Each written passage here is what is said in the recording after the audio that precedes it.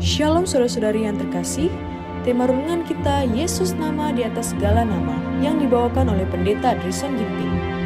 Shalom saudaraku, renungan kita hari ini Jumat 15 November 2024 yang berjudul yang tidak bersalah. Ayatnya di dalam Yohanes 5 ayat 22. Bapa tidak menghakimi siapapun, melainkan telah menyerahkan penghakiman itu seluruhnya kepada anak. Antara kedatangan Kristus yang pertama dan yang kedua kali akan terlihat perbedaan yang luar biasa. Tidak ada bahasa manusia yang dapat menggambarkan pemandangan kedatangan anak manusia yang kedua kali di atas awan-awan. Dia akan datang dengan kemuliaannya sendiri dan dengan kemuliaan Bapa dan para malaikat kudus.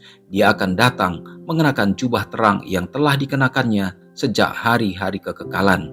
Malaikat akan menamainya 10.000 kali berlaksa-laksa, akan mengawal dia dalam perjalanannya kembali ke bumi. Suara Kristus akan menembusi setiap kuburan dan menembusi telinga orang-orang mati, dan semua orang yang di dalam kuburan akan keluar. Dan di hadapannya akan dikumpulkan semua bangsa. Dia yang mati untuk umat manusia akan menghakimi mereka di hari terakhir, karena Bapa telah memberikan kuasa kepadanya untuk menghakimi, karena ia ialah anak manusia. Betapa hari itu akan tiba, ketika mereka menolak Kristus, akan memandang dia yang telah ditikam oleh sebab dosa-dosa mereka. Mereka kemudian akan tahu bahwa dia telah menawarkan mereka seluruh surga jika mereka mau berdiri di sisinya sebagai anak-anak yang taat. Bahwa dia telah membayar harga yang tak terhingga untuk penebusan mereka.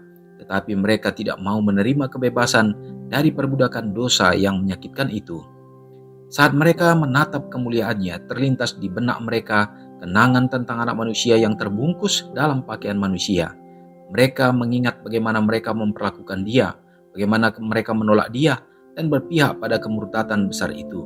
Adegan kehidupan Kristus muncul di hadapan mereka dengan sangat jelas. Semua yang dia lakukan, semua yang dia katakan, kehinaan yang dia alami ketika turun dari surga untuk menyelamatkan mereka dari noda dosa, itu dihadapkan kepada mereka sebagai penghukuman.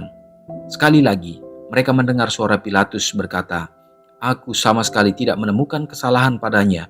Mereka melihat pemandangan yang memalukan di ruang pengadilan ketika Barabas berdiri di samping Kristus, di mana mereka memiliki hak istimewa untuk bisa memilih yang tidak bersalah. Mereka mendengar lagi kata-kata Pilatus, "Siapakah yang kamu kehendaki kubebaskan bagimu? Yesus Barabas atau Yesus yang disebut Kristus?" Mereka mendengar, menjawab, "Enyahlah orang ini dan bebaskan Barabas bagi kami." Terhadap pertanyaan Pilatus, "Jika begitu, apakah yang harus kuperbuat dengan Yesus yang disebut Kristus?" Jawaban datang, "Ia harus disalibkan." Renungkan lebih dalam, apakah yang paling mengejutkan saya perihal pemandangan penghakiman ini? Saudara yang kekasih dalam nama Tuhan, tentu ini menjadi satu perenungan dan juga sekaligus menjadi pengharapan bagi kita. Kedatangan Yesus yang kali pertama tidak akan ada bandingannya, di mana pada saat itu banyak orang yang tidak mau tahu dan bahkan penolakan terjadi terhadap kehadiran Yesus sebagai juru selamat di dunia ini. Tapi pada saat kedatangannya yang kali kedua nanti, maka itu adalah penuh dengan kemuliaan. Malaikat surga dan penduduk surga akan membarengi dan mengikutinya, dan dengan keagungan yang akan terlihat di atas dunia ini, maka orang-orang yang mati di dalam Tuhan akan dibangkitkan, dan bahkan orang-orang yang menikam dia, orang-orang yang mengolok dan membunuhnya akan melihat dan menyaksikannya. Saudara yang kekasih, ini adalah pemandangan yang luar biasa. Menjadi pertanyaannya bagi kita, apakah saudara dan saya termasuk orang-orang yang akan memuliakan pada saat dia datang, atau justru kita akan ketakutan dan bahkan kita tidak akan mungkin juga bagian di mana kita tidak akan melihat akan kedatangannya itu. Saudara yang kekasih, biarlah kiranya kita diteguhkan. Bila mana pada saat penantian pengharapan kita sekarang ini, marilah kita tetap menjadi saksi-saksi kemuliaan Kristus untuk memperkenalkan dan menyatakan akan kasih Tuhan kepada setiap orang. Dan biarlah iman kita selalu diteguhkan sampai Yesus akan datang. Mari kita sama-sama berdoa. Segala puji dan hormat ya Bapa kami sembahkan kepadamu. Sungguh agung dan mulia karyamu ya Tuhan. Oleh karena kasih Tuhan kepada kami manusia, dalam keberdosaan kami Engkau datang dan menjelma sebagai manusia dan hidup sebagai teladan, dan melalui pengorbanan Yesus di atas kayu salib menjadi satu korban tebusan untuk memberikan jaminan supaya kami dapat diselamatkan. Terima kasih ya Tuhan, dan biarlah pada saat Tuhan sudah menunjukkan akan cinta kasih-Mu dan kami dapat menerimanya. Bahkan ya Bapa, biarlah kami juga bersedia untuk mengikuti Tuhan dengan menuruti segala perintah-perintah Tuhan dan apa yang Tuhan rindukan supaya semua orang selamat. Maka biarlah kami juga terlibat di dalam pelayanan ini dengan penuh sukacita untuk membawakan orang-orang lebih dekat kepada Tuhan. Pakailah kami ya Bapa, sehingga melalui hidup kami nama Tuhan yang akan dipermuliakan. Terpujilah Engkau Bapa hari ini dimanapun umat-umat-Mu berada. Tuhan menyertai kami, berikanlah kekuatan, berikan kesehatan bagi kami.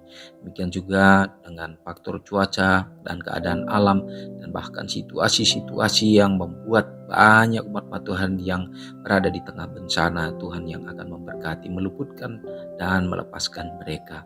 Umat-umat Tuhan yang berada dalam keadaan sakit, Tuhan jamahan kuasa-Mu yang akan memberikan mujizat pemulihan dan kesembuhan sehingga mereka juga semakin bersukacita teguh dalam iman percaya.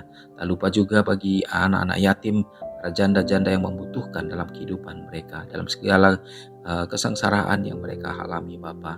Tuhan, Engkau sangat mengasihi dan Engkau akan memberikan senantiasa berkat-Mu dalam hidup anak-anak-Mu. Terpujilah Tuhan, kami yakin dan percaya di samping itu begitu banyak juga umat-umat Tuhan yang bersuka cita ya Bapa dalam berbagai hal berkat-berkat khusus yang Tuhan hadirkan. Semoga dalam hal itu pun mereka tetap berserah, bersandar dan semakin bersyukur, terutama bagi umat-umat-Mu yang berulang tahun pada hari ini. Pertambahkanlah kesehatan dan panjang umur. Terpujilah Tuhan dan mengampuni dosa kami, karena doa ini hamba serahkan hanya dalam nama Yesus yang sudah menjadi juru selamat kami. Amin. Selamat pagi, selamat beraktivitas. Tuhan Yesus memberkati. Ingatlah Matius 5 ayat 13-16. Biarlah kamu menjadi garam yang mengasinkan dan terang yang menyinari kehidupan orang lain. Jangan lupa subscribe, like, dan share ke seluruh dunia.